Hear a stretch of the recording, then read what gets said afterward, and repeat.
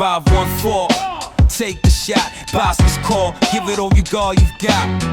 Fade away like a dream untied in the court of stars where legends reside. 5 players on the court, the crowd's in the roar. 1 shot left, but we need 4 points. Alright, bienvenue la famille pour cet épisode du 514 Fade Away, votre tir dans l'univers du basket. Moi, c'est Manu.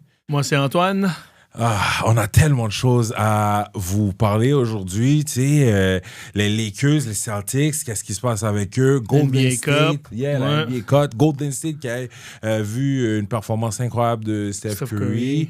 Wemby qui va peut-être être de retour ça. Donc, il y a Embiid aussi qui était de retour hier avec un gros match. Ouais. Même Paul George aussi, il a fait un bon vintage match. On peut voir un peu ce que les Philadelphia 76ers espéraient obtenir de ce combat-là. Ouais.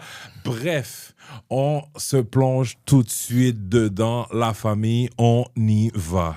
Yes. Donc, on commence avec la NBA Cup. Yeah, les Lakers. Ouais. Je veux qu'on parle de mes Lakers. Ben oui, mais moi, ce que j'avais vu, là, j'ai regardé le match, donc moi, on s'en était déjà parlé. C'est genre les Lakers, c'est quand les 3 ils sont là, ben, on parle d'Austin Reeves, LeBron James et Luka. Ben, c'est au niveau de la défense puis au niveau de l'athlétisme aussi. C'est genre quand vous jouez contre des équipes, quand je dis vous, je parle de tes Lakers, quand vous jouez contre des équipes qui ont des guards très athlétiques, qui poussent le ballon, qui sont physiques, ben, vous êtes fait expose. Donc, je pense, comme on s'est déjà dit, je pense pas que les 3 ils peuvent être sur le terrain ensemble contre des équipes aussi rapides, quick, avec des quick guards, beaucoup de drive and dish, kick out, puis ils roulent bien la balle, savent qu'ils shootent bien de la 3 points, donc c'est ça. Autant contre les... En plus, les Spurs sans Wemby en plus. OK. Les Lakers ont perdu par 13 points. OK. Ça aurait pu facilement être une défaite de 30-40 points. Ouais. All right. So, une des choses que j'arrête pas de dire, c'est que les Lakers, on est très bons offensivement, mais on a des grosses lacunes au niveau de la défensive, comme tu viens de dire. Ouais. All right? Luka, Austin, LeBron, c'est pas des bons défenseurs. LeBron est vieux, puis c'est très compréhensible. Ouais. Austin Reeves, il met de l'effort, il essaie, mais il y a des limitations. Puis chaque équipe avec des wings ou des guards athlétiques, il l'attaque. Luka Doncic, quasiment une passoire, mais tu sais, il n'y a jamais eu il donne plus d'efforts. Il fait un peu plus d'efforts, faut que je lui donne. Ouais. Mais tu sais, c'est pas sa force. Fait que. C'est pas sa force. Je pense aussi qu'il donne tellement à l'attaque que c'est sûr qu'il faut qu'il compense un peu. D'habitude, 100%. C'est un peu avec les Mavericks, ils ont besoin de wing. On en avait dit, les Mavericks ont été loin quand on a mis des personnes autour de Luka qui pouvaient pallier à ses lacunes défensives. Même chose avec Steph Curry. Steph Curry, chaque année où il y avait des joueurs défensifs qui pouvaient pallier à ses... comme Klay Thompson ou Draymond Green, pallier à ses faiblesses, ils vont très loin. Alors que quand c'est pas le cas, ben ça marche pas. Tu peux avoir un defense liability sur ton starting 5, maximum 2. Ouais. Là, on en a 3. OK? Puis c'est pour ça que je le dis, tu sais, voici ce que les Lakers, les choix difficiles qui leur regardent. OK? C'est que si tu regardes, par exemple, Luka, c'est le futur. Luka, c'est vraiment le futur. C'est notre franchise player. Il va nulle part. So, c'est quoi le meilleur combo avec lui? Luka Reeves ou Luka LeBron. OK? Puis là, l'affaire, c'est que si tu prends Reeves, tu peux pas avoir, par exemple, Marcus Smart sur le starting 5 qui peut pallier à ses lacunes défensives. Fait que ça va être très bon offensivement, mais on voit tout de suite les limitations. Si on a Luka LeBron, là aussi, il y a des lacunes défensives, mais moins. Par contre, Austin Reeves, il peut être soit le futur, ou comme moi je le pense, ça doit être la pièce que l'on doit échanger pour aller chercher un autre big-time player. Le problème avec ça, c'est que cette pièce-là, tu peux pas la mettre sur le banc, tu vas faire diminuer sa valeur. Tu sais, par exemple, tu pourrais pas trade Austin Reeves pour Giannis. Tu voudrais pas le mettre sur le banc, Austin Reeves, genre un peu à la Manu Ginobili? Moi, je voudrais, mais les Lakers le feront pas parce que les Lakers... moi, je pense que ce serait... ils veulent le trade, tu penses? Moi, je pense que tôt ou tard, ils vont vouloir le trade pour aller chercher du talent. Toi, c'est zéro chance que ce soit LeBron. Mais c'est sûr que LeBron, ils vont pas le trade, là, mais... Oubliez LeBron, OK? S'il veut pas être trade, c'est sûr qu'avec son no trade clause... Tu peux pas le trade, puis il va walk away. Mais même mettons que LeBron serait pas là, OK? je peux pas avoir les deux meilleurs joueurs de mon équipe qui sont des passoires défensives. Donc, tu sais, puis on le voit. Austin Reeves, sans Luka Doncic, il score quasiment 40 points par game. Il peut prendre toutes les shots. Là, ça a une grosse valeur. Mais dès que Luka vient et qu'il passe en deuxième option ou troisième option quand LeBron est là, contre les guards et les wings plus athlétiques, l'offense, on va plus le passer par LeBron parce qu'il y a plus de facilité. Mais la chose aussi, tu sais, faut que tu parles aussi avec Austin Reeves, c'est son contrat n'est pas... Quoi, 15 millions? Oui, non, il est petit, donc il est difficile à trade. Exact. Pour le moment. Il faudrait comme genre ce soit l'été pour un sign and trade.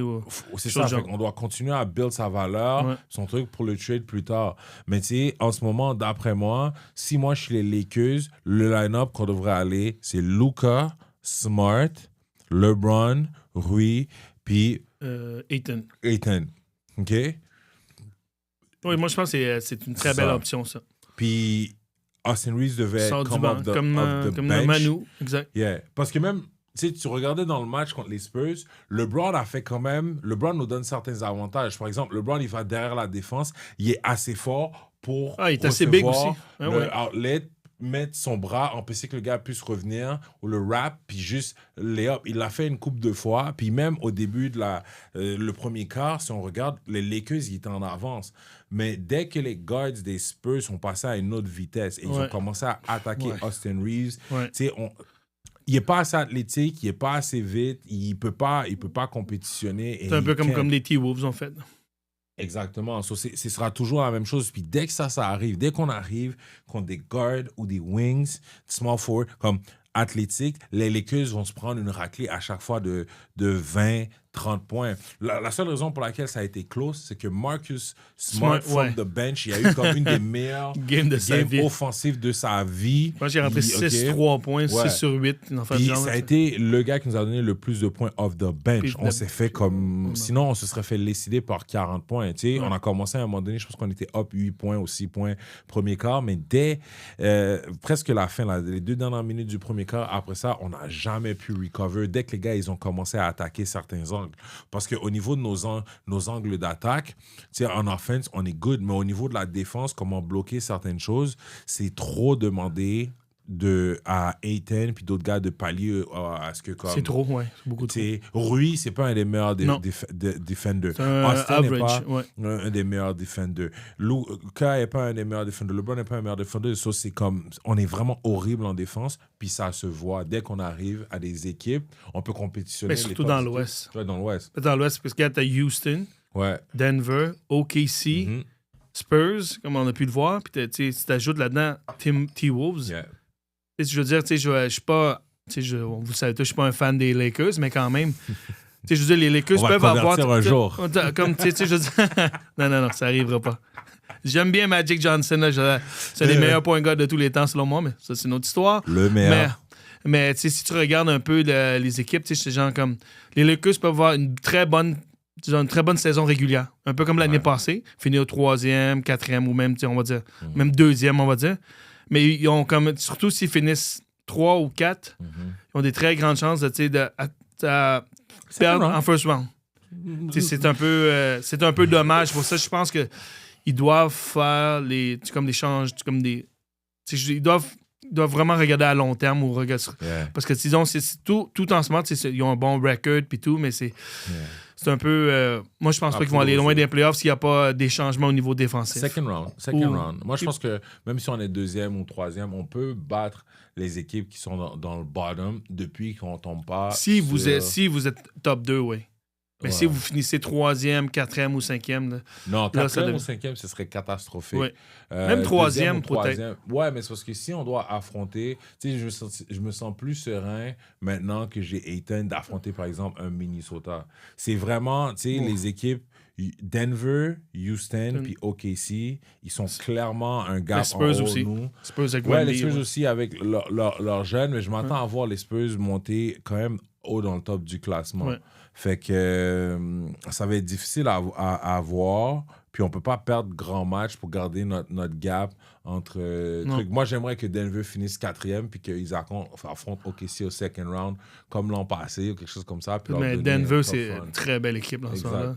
Même en ce moment avec Christian Brown et Gordon qui n'est pas là, tu as des autres joueurs qui step up, comme Cam Johnson qui commence lentement à s'intégrer dans l'équipe, à mieux fit dans l'équipe. Ouais. Puis tu as aussi Bruce Brown aussi. Yeah. Lui aussi qui revient, donc il est là-dedans. Puis Tim Hardaway Jr. qui est un fit parfait avec l'équipe en ce moment. Là, donc, ils vont être très deep. Là. Je te dirais l'affaire avec Denver, une des grosses différences, parce que Jokic, meilleur joueur sur la planète, excellent, il fait des trucs abusifs.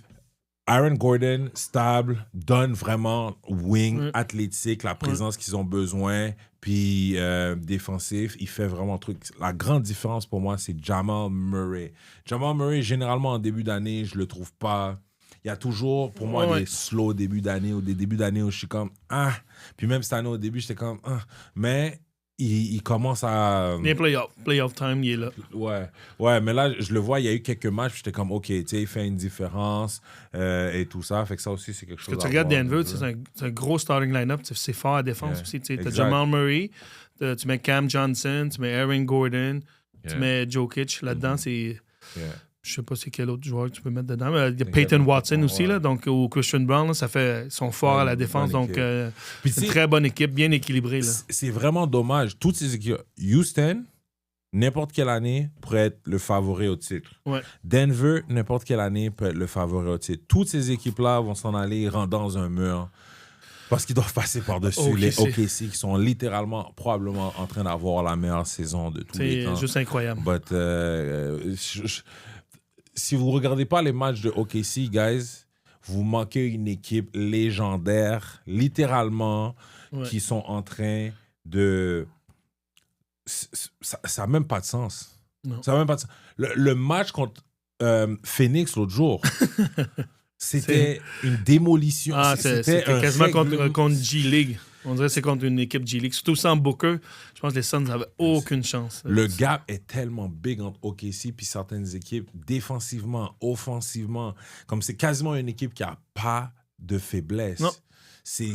T'as des jeunes joueurs qui performent aussi, c'est ça qui fait peur. C'est incroyable. Ils sont jeunes, ils veulent. Maintenant, ils ont confiance, ils ont gagné le titre. Ils ont un joueur. Regardez, Shai Gilgeous, les gens, ils veulent pas. Il y en a qui sont fâchés quand je dis ça. Beaucoup de Kobe et de MJ dans son style de jeu. Aussi athlétique, mais c'est son mid-range assassin, oui. C'est un assassin du mid-range. Comment il fait? Puis je vous dis, guys, si lui, mettons, il jouait autant de minutes que d'autres personnes, il pourrait être à comme 37, 38 points, peut-être même 40 points par game. Ouais, je pense qu'il y a 32 points par game. Puis parce qu'il y a plus qu'une dizaine de matchs qui jouent même pas le quatrième quart. Il n'a pas joué le quatrième quart, puis il y a 32 points. C'est comme quasiment, il fait comme 1 point par minute jouée. Guys, vous manquez quelque chose si vous ne regardez pas ça. Fait que, OK, en plus, c'est juste, je pense que maintenant, je pense que tout le monde est de retour maintenant. Ouais. Tous les joueurs, donc ça va être un gros match contre les Spurs ce soir. Je pense que, en tout cas, on va voir comment ça va aller. Les Spurs ont des jeunes joueurs. Les Spurs sont bien armés pour contrer OKC. J'aime quand même ce que j'ai vu contre les Lakers. Tu sais, pour les Spurs, si je me dis ça, moi, j'étais triste pour ce qui arrivait avec les Lakers, mais je me dis, OK, la Ligue a quand même une chance. Tout le monde joue aussi parce qu'ils savent qu'il y a quelqu'un dans cette équipe-là qui va devoir se faire trade pour upgrade l'équipe. Devin Vassell. Puis ils sont tous en train de jouer comme si leur vie en dépendait. Puis Castle... Vassell, Dylan Harper, Fox, ils sont tous là. Si je vois maintenant comment ils vont fitter avec Wemby, parce que je pense, durant l'absence de Wemby, ils ont eu une belle fiche quand même. Oui, 9-3. 9 victoires, 3 défaites. C'est vraiment de voir comment ils vont réintégrer Wemby. Est-ce que Wemby va être en minute restriction? Parce qu'ils voulaient ramener Wemby contre les Lakers. Finalement, le staff a dit... Non, on va lui donner un peu plus de jours, on va attendre. Et le reste, they got this. En théorie, j'aime ça. Ils auraient pu ramener Wemby contre les Lakers. Ils sont comme, non, on n'a pas besoin. On peut s'en occuper parce qu'on a des jeunes gars athlétiques qui peuvent genre mettre tout le monde en mal. Fait que ça, c'est pour vous dire à quel point les San Antonio Spurs, ils sont comme... ils sont confiants et ils croient vraiment en ces jeunes joueurs. Puis j'avais vu un report qui disait que quand ils avaient eu... est-ce que c'est Vassell ou Castle? Un des deux.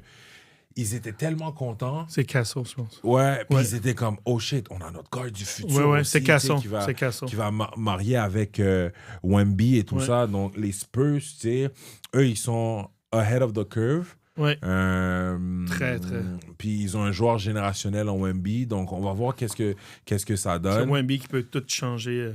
Tout changer, voir qu'est-ce que ça va donner par rapport à ça. On va voir ça souvent. J'espère qu'il va être là ce soir pour un bon match contre OKC. Exactement. Donc, tout ça, on est allé loin, mais pour résumer, les Lakers, on est faible défensivement, on doit faire quelques changements, puis on va probablement devoir aller chercher un joueur dans les wings qui est capable d'être un bon 3&D pour changer la donne aussi, parce que LeBron et Luka créent beaucoup de outlets, de shots que les gars sont wide open. Spurs, bonne équipe, on the rise, à regarder. OKC, équipe légendaire, il n'y a rien à dire de plus là-dessus. On parlait de l'Est aussi, là. Ouais, j'allais dire. Allons voir dans l'Est, man. Magic contre Knicks. Yes. Desmond Bane, depuis 10-12 matchs, il joue bien. Du gros basket. Ouais, c'est en train de la vision qu'ils avaient, le Magic, pour lui dans leur équipe. Au début, il y a un gros struggle, mais les derniers matchs, il performe. Il performe selon les attentes. Donc, qu'est-ce que tu penses de Paolo Banchero? Je ne sais pas.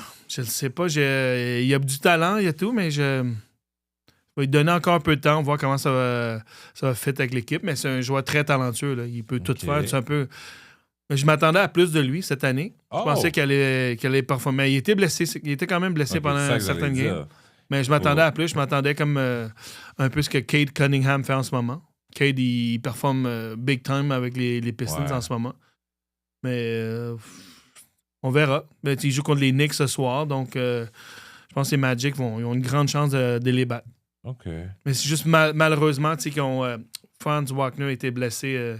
Il y a ça aussi. Ouais, ça c'est une grosse pièce qui manque. Yeah. Mais en plus, il s'était blessé contre les Knicks au Madison Square Garden il y a peut-être une semaine. Puis c'est là que, je pense que vous avez tous vu la vidéo, plutôt la séquence où Desmond Bane avait comme lancé le ballon sur OG Anunoby. Il était comme, what the fuck, ça a fait un gros truc. Reste au ballon chasseur, on dirait. Yeah. Mais c'est ça. Moi, je pense que... Ça va être un bon match. Je pense qu'il va y avoir il y a un peu d'animosité à cause de ça. Je veux dire, t'as blessé quasiment un de leurs, pas franchise play, mais un de leurs joueurs clés des Magic. Donc, ça va être beau à voir. C'est un bon match. C'est à 5h30 ce soir. Ben, OK, tout d'abord, on peut saluer les Knicks dans le sens que les Knicks, eux, dans l'Ouest, ils profitent du fait... Dans l'Est, excuse-moi. Les Knicks, dans l'Est, ils profitent du fait qu'il y a quand même un vacuum. Karl Anthony Towns, il joue... il essaie vraiment de prouver sa valeur pour rester. C'est juste dommage. Je pense que les Knicks, puis probablement, quand on regarde aussi les Pistons, c'est de bonnes équipes. C'est juste que ces deux équipes-là, pour moi, si on pense au championship level, les 3 meilleures équipes de l'Ouest sont meilleures que les meilleures équipes de l'Est. Il y a aussi une équipe. Moi, il y a une équipe, je pense, maintenant, là, qui est de retour. On avait parlé de Embiid qui était de retour. Il a fait 39 points. Paul George qui est dans. C'est sûr. Bon, regarde. Je regarde un peu loin, là, mais je veux juste dire que c'est une belle équipe. Les 76ers, c'est une belle équipe avec tout ce talent-là. Si tout ce talent-là peut rester en santé, ça, c'est sûr. C'est s'il peut rester en santé, mais. T'as PG-13, t'as MB, t'as Tyrese Maxey, t'as Maxey, t'as le VJ Edgecombe, t'as aussi l'autre, Jared McCain.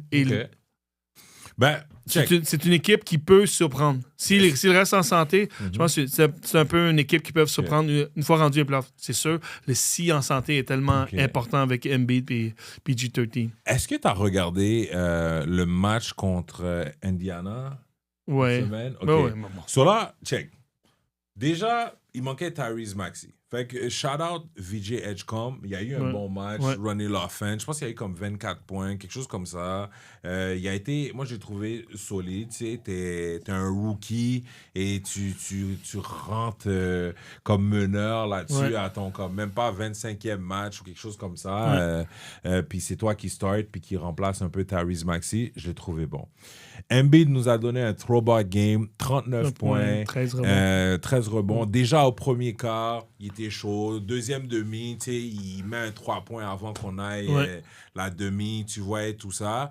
Paul George aussi. Paul George, offensivement, dès le début du match, tu voyais qu'il était là. Fait que, tu sais, c'est bon de voir ces joueurs-là en santé, mais pour moi, dès qu'on parle de gens qui sont jamais capables d'être en santé, moi j'ai décroché. Non, c'est sûr que c'est très frustrant. Embiid, comme Zion, comme Kawhi, c'est des joueurs très, très frustrants. Genre, puis, quand c'est temps des playoffs, c'est pas de leur plus ou moins pas de leur faute. Je veux dire, ils sont blessés, donc ils ne peuvent pas jouer.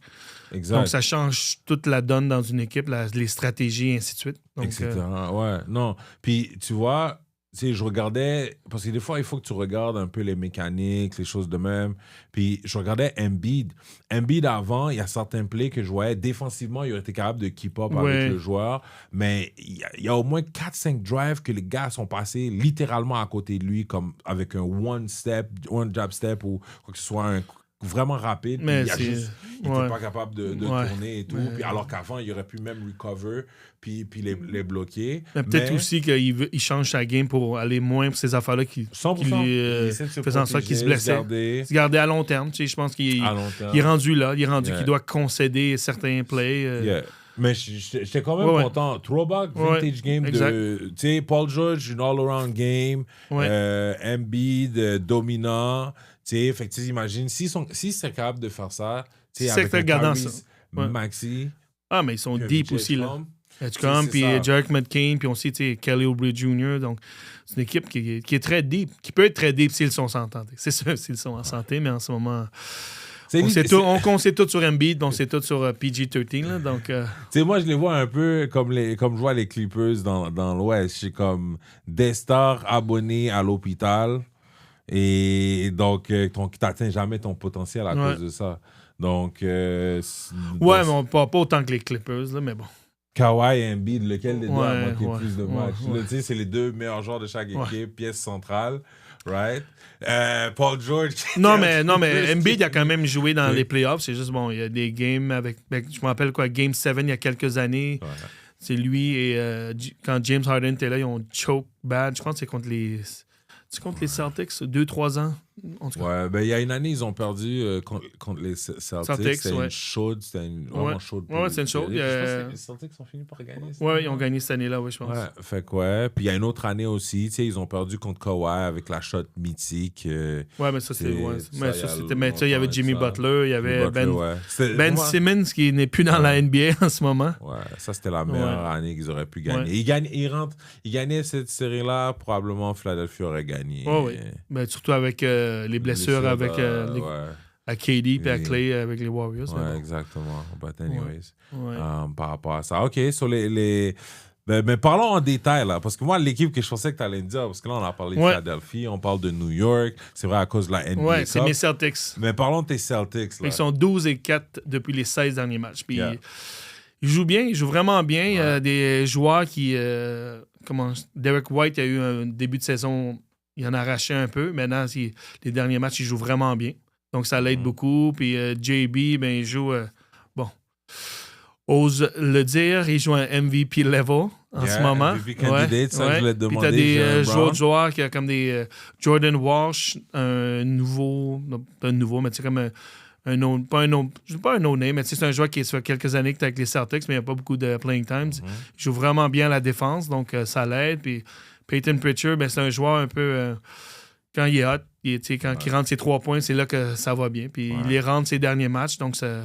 tu sais, en plus, mes Celtics, ça me ça jack les 3 points. Donc, quand ça rentre, ça change la donne de l'équipe. Je dis pas qu'ils vont se rendre loin, mais j'ai juste que dans l'Est, en ce moment, tout est possible.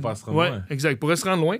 Mais comme je te dis, moi, je pense qu'ils sont à peut-être un trade d'un big man OK. Je sais où est-ce que tu t'en vas avant qu'on aille là-dedans.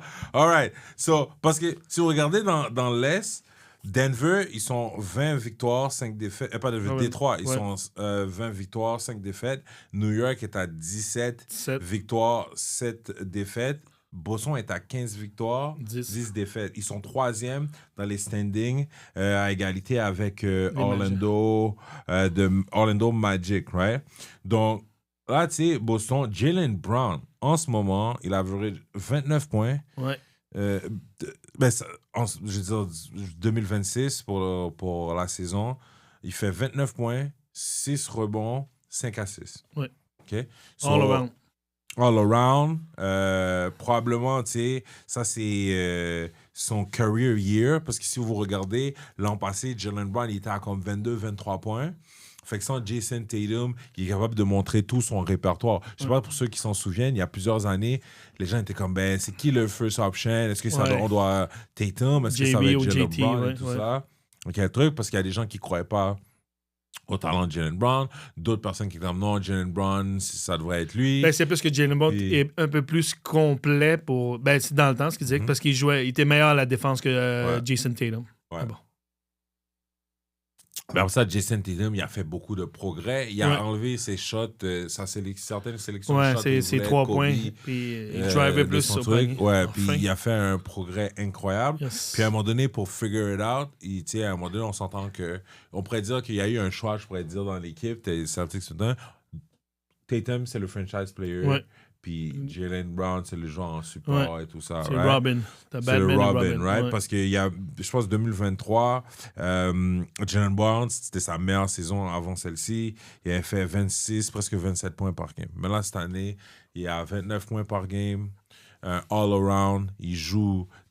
Puis on s'entend, ça aurait été facile pour lui de mail it in parce que Tatum n'est pas là, son équipe a donné leur Drew meilleur Holiday joueur. n'était pas là, il était trade. Porzingis parti. Right?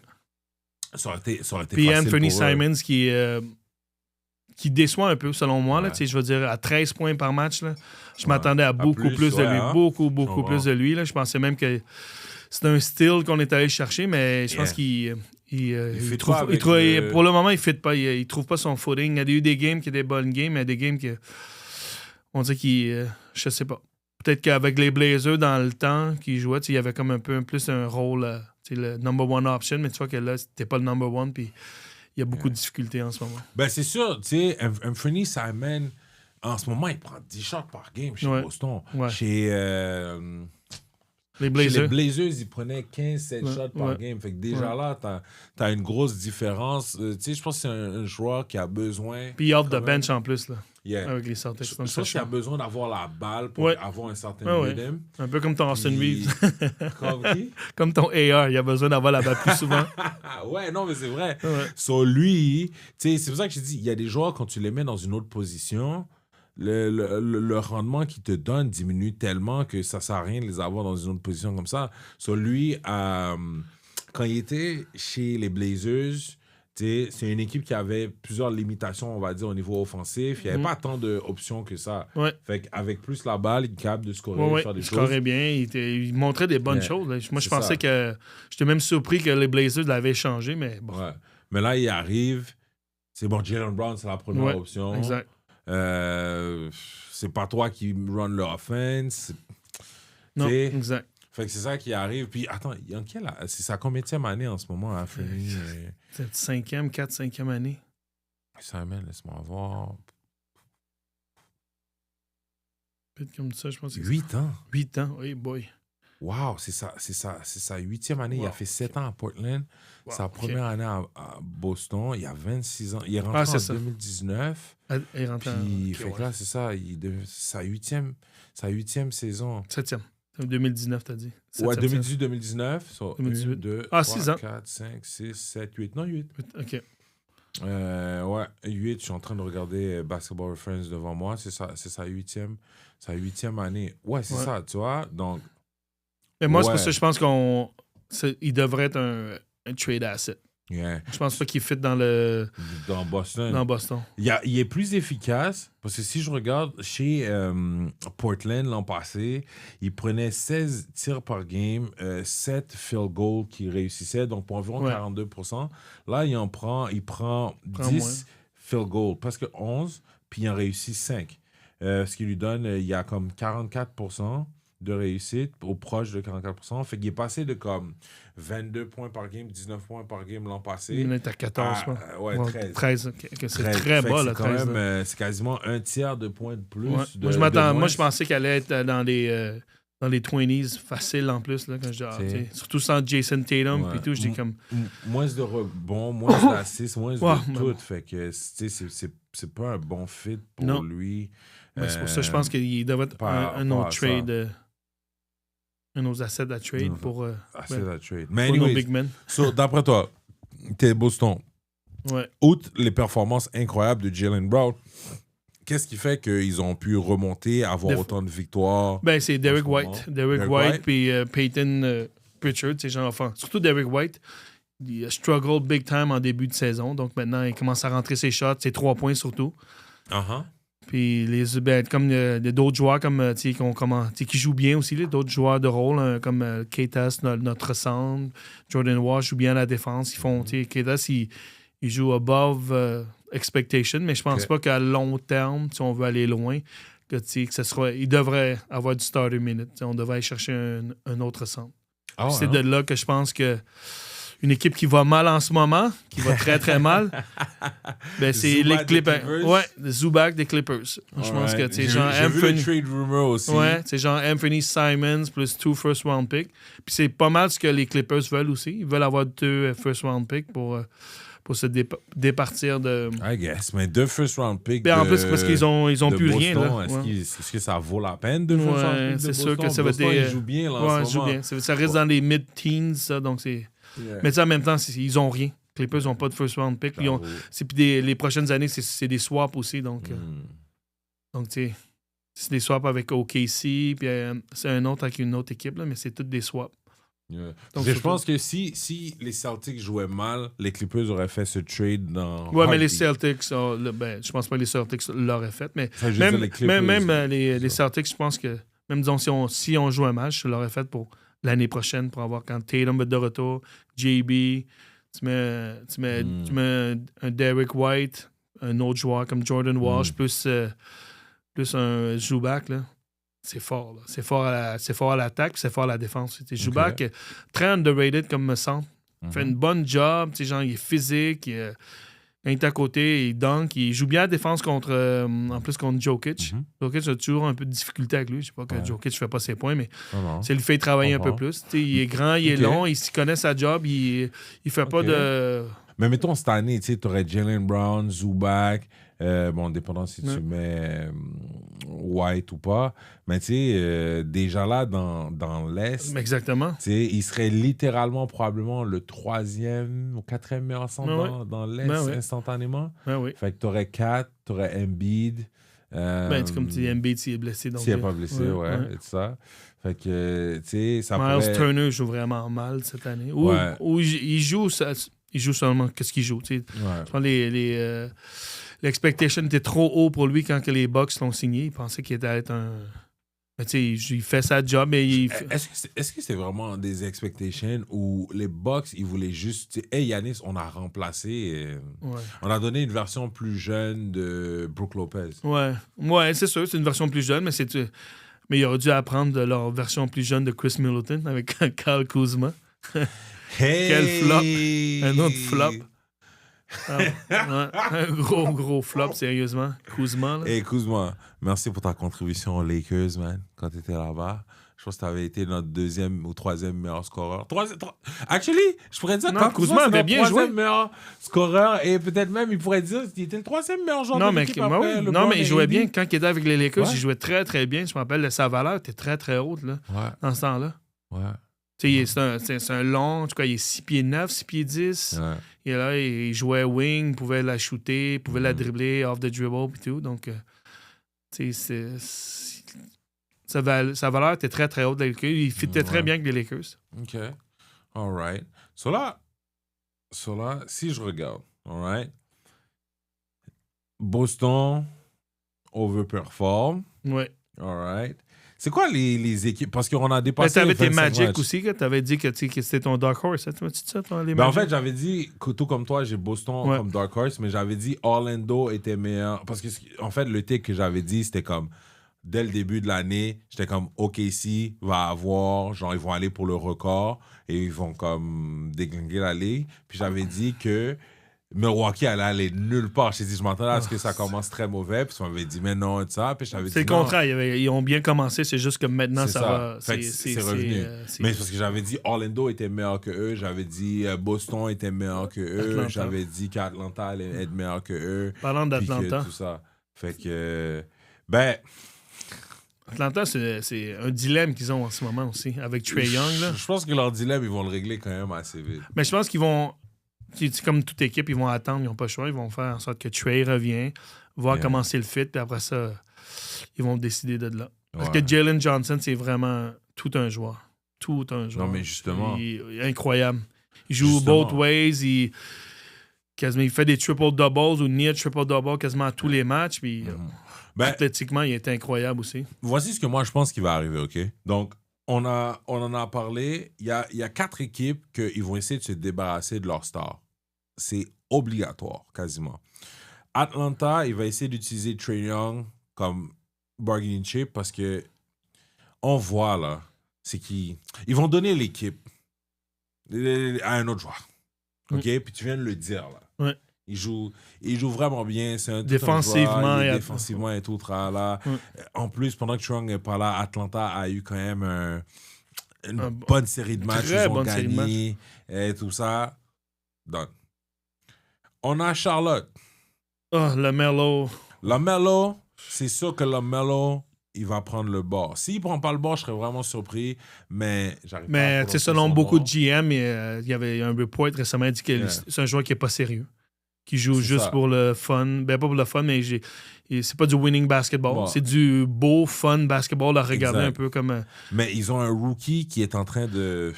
Con Knoppel. Non, ben là, je suis désolé, je prononce vraiment Rookie of the mal. Month dans le East. Yeah. So, déjà, ces deux équipes-là, ils vont devoir se départir de leurs joueurs. Après ça, on sait déjà que Memphis et... Ja Morant. Memphis avec Ja Morant, ils vont essayer. Fait que déjà, je pense qu'il va y avoir une rotation de ces 3 points de guard-là, probablement. Puis après ça, quand tu rajoutes... Même Ja New Morant, Orleans- c'est encore. C'est le même. C'est la même chose que les GM disent. Ils Oui, disent mais c'est un c'est joueur ça, qui s'est pas adapté, qui a un gros salaire, problème d'attitude, puis toutes ces affaires-là. Trop de problèmes pour un joueur Yeah. qui est plus top 10 point guard dans la Exact. ligue en ce moment. Puis t'as Zion. Ouais. Zion, tu sais, Zion a perdu beaucoup de poids, il est plus en shape, mais tu le vois, il peut pas bousculer, bouger les joueurs. Ben, il est de la encore même blessé manière. aussi. Il s'est blessé aussi, tu sais, Mais malheureusement. lui aussi, mais sa valeur, lui, est. Ça va là, chute. Fait qu'on a ces 4 équipes-là qui... Et en plus... Mais tu en parles de New Orleans, il faut quand même parler de Derrick Queen. Non, mais c'est ça que j'allais dire. OK. Dans toutes ces Ouais. équipes-là, OK. C'est bon. malheureusement pour eux, toutes ces stars-là, parce qu'il y en a beaucoup d'entre eux, de ces 4 joueurs-là, ils n'ont pas reçu les contrats qu'ils voulaient parce que il y a des rookies, des joueurs de deuxième année sur ces équipes qui sont... Qui shine. Qui leur Big font time. de là. Shine l'ombre. big time. Fait que Derrick Queen, Ouais. Quel OK. joueur? c'est le prochain franchise C'est player. le Black Jokic. Selon qui? Selon lui-même. C'est ça que j'allais dire, OK. Je dirais pas le mot, mais. J'attends de voir. Mais, listen, c'est lui. Ouais. Ça va être son équipe. et, Ils vont régler ça. C'est fini.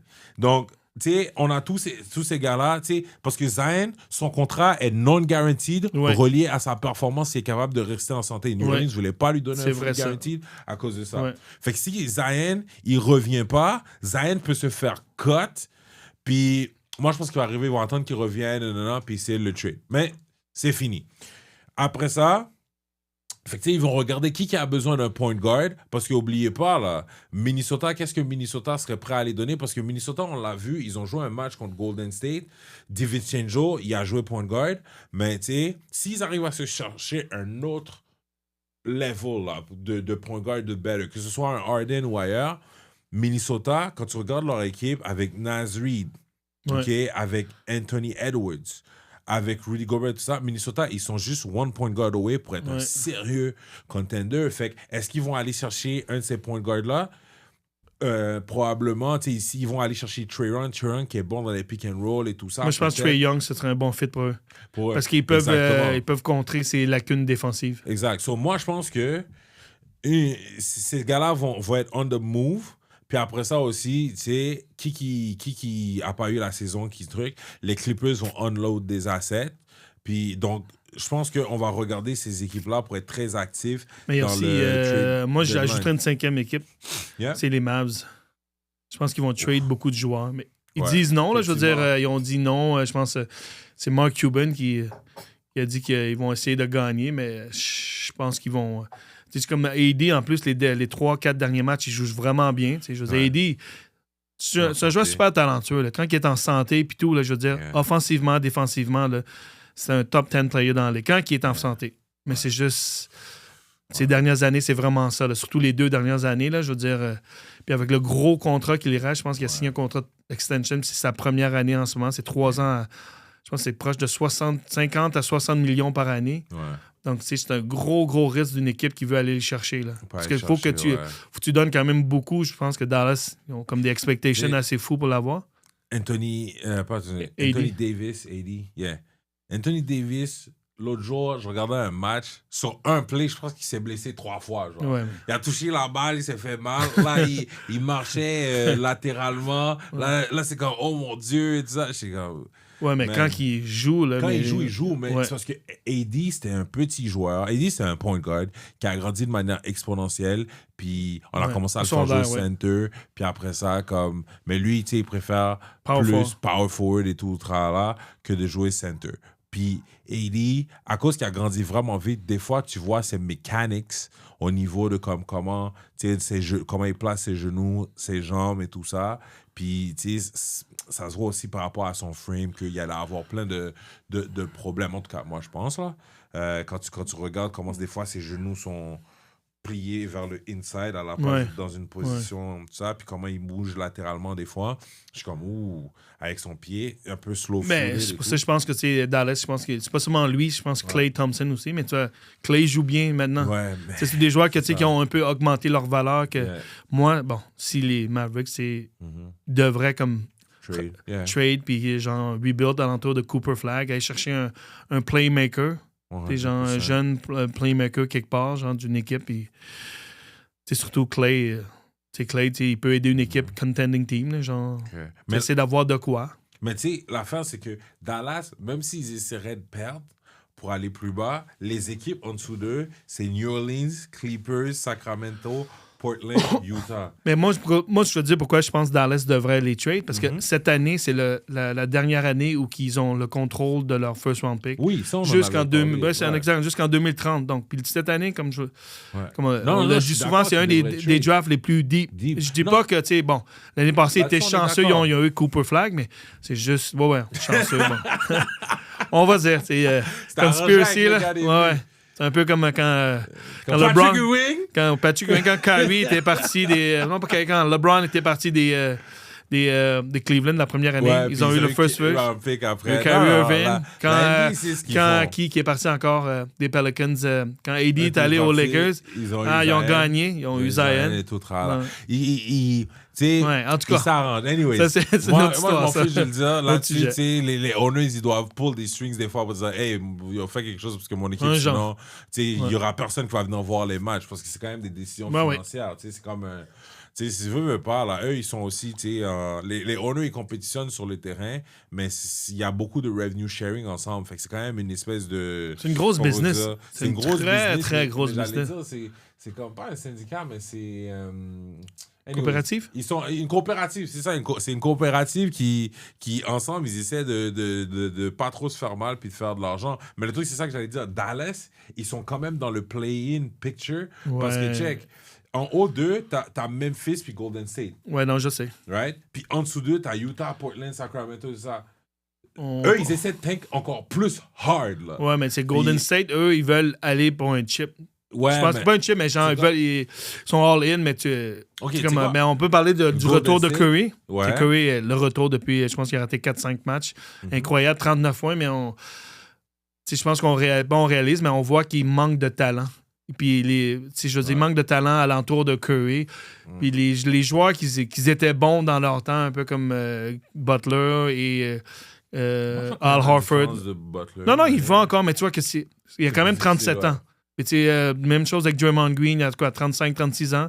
Puis, tu as Al Horford qui a quasiment proche de 40 ans. Donc, c'est beaucoup le grind, le everyday grind de l'NBA season. Puis, en ce moment, il essaie de limiter leurs minutes. Puis, les matchs aussi, il les fait moins jouer. Mais, c'est comme tu dis, ils sont comme dans le play-in. Donc, si tu joues pas correctement, mais tu peux être out du play-in. Mais même être dans le play-in, c'est pas garanti. Là. Tu joues un match, tout dépendant. Si tu es en 10e place ou 9 ou 8 ou 7. Ben, le dernier match que je les ai vus jouer, c'était contre les Timberwolves.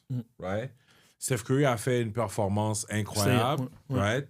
Mais, il jouait sans Draymond Green puis sans Al Horford. Ouais, mais Al Horford, il a raté beaucoup de matchs aussi. Là, je veux dire, 30. Ils veulent le garder pour les playoffs. Ça, c'est. Je comprends pourquoi ils font ça. Mais, fait que Steph Curry, il a fait comme 39 points, 5 rebonds, 5 assists. Puis, Jimmy Butler, il a quand même eu un all-around game. Je pense que c'était quoi, 18 points. Non, pas 18 points, mais en tout cas, 15 peut-être à 18 Mais moi, points, je te pose une question. Moi, je vais te poser une question. Ouais.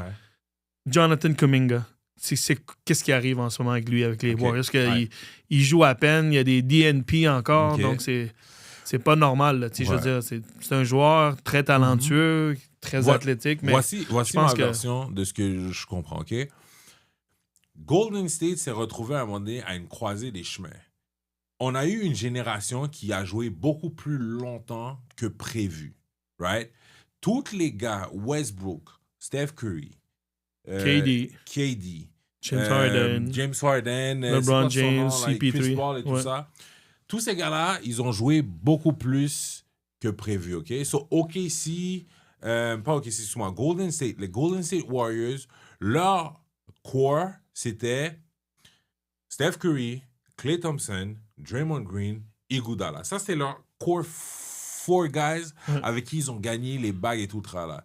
Iguodala, il a pris sa retraite. Klay Thompson, on a vu après des blessures, le niveau beaucoup diminué. Beaucoup.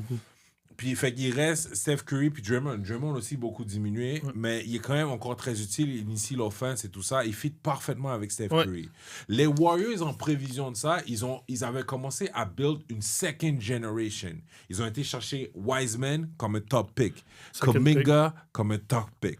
Kuminga, il était 7e dans le draft. Moses Moody aussi. Wiseman, je ne sais pas s'il était premier ou deuxième. C'est le deuxième. C'est Anthony Edwards, James Wiseman, LaMelo Ball. Exactement. Thank you for the reminder. So là, Golden State, parallèlement à son core 4, il essaie de build cette affaire-là. Kuminga, il était 7e dans le draft. 7e ou 8e, mais je pense 7e. Mais il y avait un autre joueur aussi, tu as oublié. Jordan Poole était très bon pour eux. Oui, mais ils ont aidé beaucoup pour gagner leur 4e ring. Là. Exact. C'était supposé être le futur, mais bon, le beef qu'il y a eu avec Draymond, ça l'a... So là, c'est ça. So là, Jordan Poole, engin offensif, OK? Puis, parallèlement, t'avais les autres gars. On essayait de développer Wiseman. On avait Moody qui allait aussi un bon petit prospect et tout ça. Fait que là, ils étaient comme, OK, on a notre deuxième génération. Poole, beef avec Draymond, humiliation totale. Son psyché, plus jamais le même. Même son jeu a plus jamais été le même depuis cet incident. Il y a quelque chose en lui là qui s'est cassé, peu importe. À la Ben Simmons. Non, le moins pire que Ben Simmons. So, lui, il se fait ship out. OK?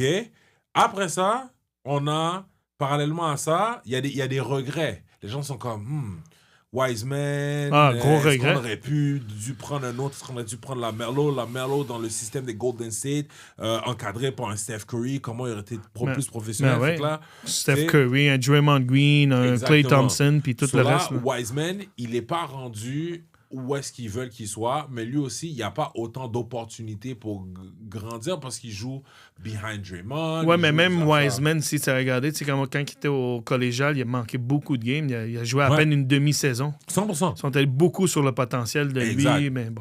So là, t'as ça. Fait que Poole, Wiseman, fait que là, après ça, on a Kuminga. Kuminga,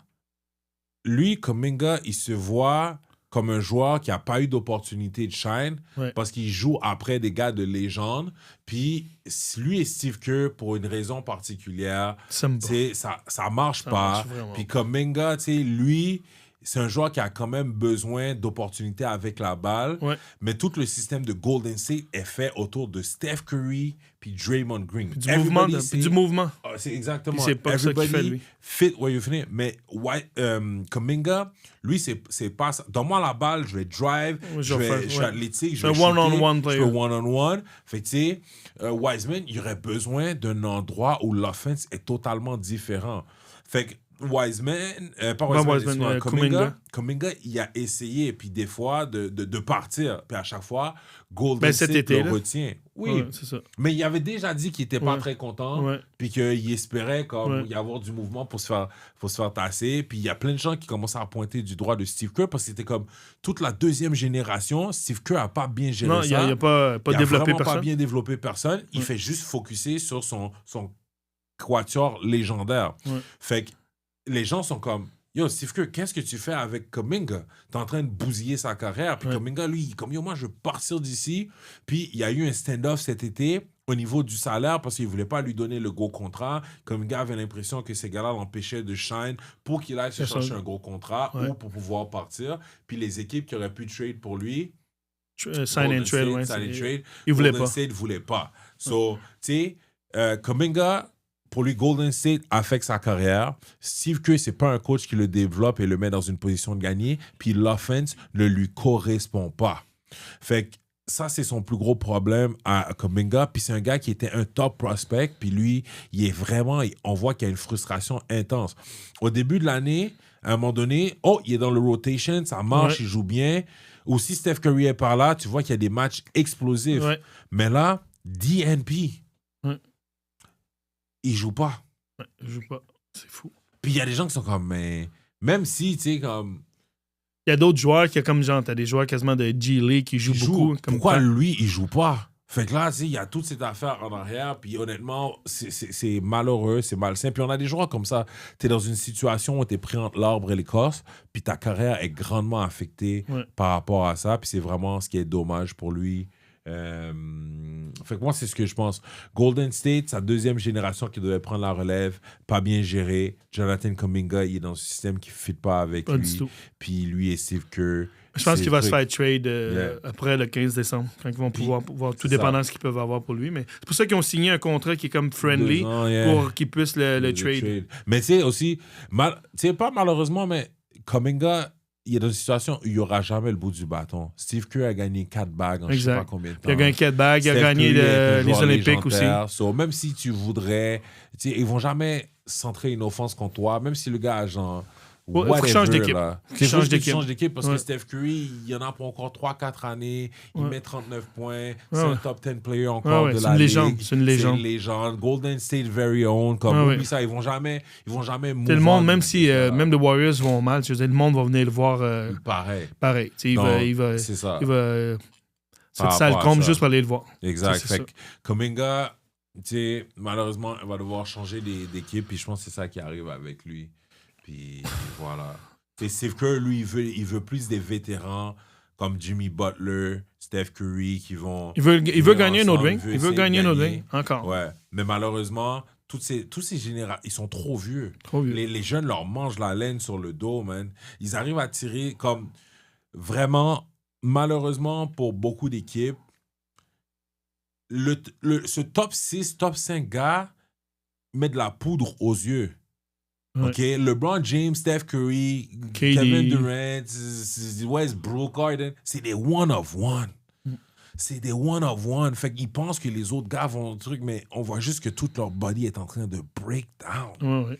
Puis les jeunes sont affamés parce que c'est une génération qu'ils sont rendus quasiment 2 eras plus loin, puis ils sont encore là. Quand ils pensent à Giannis, Nikola Jokic, Embiid, ça devait être leur génération qui run la ligue, mais il y a encore cette génération en O2 qui ne veulent pas partir. Puis pour qu'ils partent, il va falloir les tasser de là.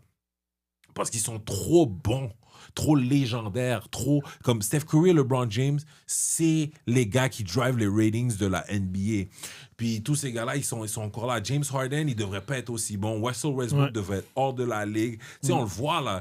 Chris Paul, il y a 40 ans aussi. Tu comprends? Tous ces gars-là, ils sont pas supposés être aussi bons. Il y a très peu de joueurs des générations précédentes qui ont pu se maintenir à un niveau aussi bon à leur âge. Ouais. Fait que toutes les générations en dessous, tu sais, tout est un peu bousculé à cause de ça. Tu as des équipes, ils peuvent pas move on de ces joueurs légendaires parce que ils sont encore bons. Fait que t'es pris entre l'arbre et l'écorce, qu'est-ce que tu fais? Tu sais, puis imagine, tu vas pas move on early de Steph Curry. C'est mieux que tu move on late de Steph Curry que tu move on early. Fait que c'est toutes ces affaires-là, man. Anyway, c'est ça qui se passe un peu dans la ligue. NBA Cup, il va y avoir des matchs très intéressants qui s'en viennent. J'ai hâte de voir qu'est-ce qui va se passer. Ce soir. Ben aujourd'hui, là, il y en a 2. Après, c'est la finale mardi à Vegas. Donc, tu penses qu'il gagne ce soir? Moi, je dis OKC gagne ce soir. OKC? Puis je pense Knicks devrait gagner. OK. Sans Franz Wagner, là, ça fait... Knicks ont plus de talent, plus de depth. Puis je pense qu'ils veulent le gagner. Ils veulent gagner pour... Moi, je pense que OKC pour donner un momentum pour les playoffs. Ça va être vraiment tight. Je m'attends à voir OKC Spurs aller en prolongation. Si Wemby est là, ça va être tight. C'est l'affaire. Si Wemby est là, puis c'est pas sur un gros minute restriction... Ça va être très tête. S'il joue juste 15 minutes, je veux dire, c'est un peu plus ou moins négligeable. Donc, je pense qu'OKC, ils vont run away. Ouais. Fait que maintenant, est-ce que ça va en prolongation? Puis, allez voir. Mais on sait que les Knicks vont être en finale. So, finale Knicks-OKC. Ouais, ça va être bon. Tu sais, ça se pourrait que OKC, cette année, il rafle tout. Imagine, il gagne la NBA Cup. Imagine, best record ever. Puis ils gagnent aussi le NBA Finals, puis ils sont champions back-to-back. Honnêtement, ça se pourrait que cette saison pour OKC soit vraiment une saison légendaire qui les mettrait dans une autre stratosphère au niveau équipe, au niveau prestige, au niveau everything. Donc, c'est quelque chose comme History in the Making à regarder. Ils sont affamés, they're gonna go for it. C'est bon. Je vois ça. Yes. Qu'est-ce que tu portes, toi, aujourd'hui? Moi, je regarde ça. C'est notre nouveau hoodie qu'on vient de faire. Donc, c'est bien d'autres disponibles. On va les vendre. Mais pour le moment, c'est juste nous. Pour le moment, c'est juste nous qui l'avons. Mais j'espère que si vous les aimez, vous mettez dans le commentaire. On a plein de couleurs. On a noir, gris, bleu marin et mauve. Faire le merch, là. Donc, est-ce qu'ils veulent nous supporter, être avec nous et tout ça? Bientôt, là. On a une belle surprise qui s'en vient aussi parce que le podcast s'en va pour les vacances des Holidays on Hades parce qu'on chantait chaque semaine, des fois 2 par semaine. Mais là, on s'en va dans une mini-pause pour regroup.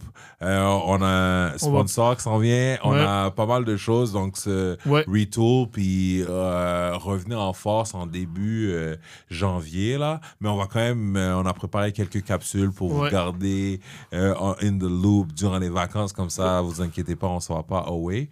Mais... C'est ça. Là, donc, il n'y a que du bonbon qui s'en vient, que des bonnes choses. Guys, merci encore jusqu'à présent du support. We love it.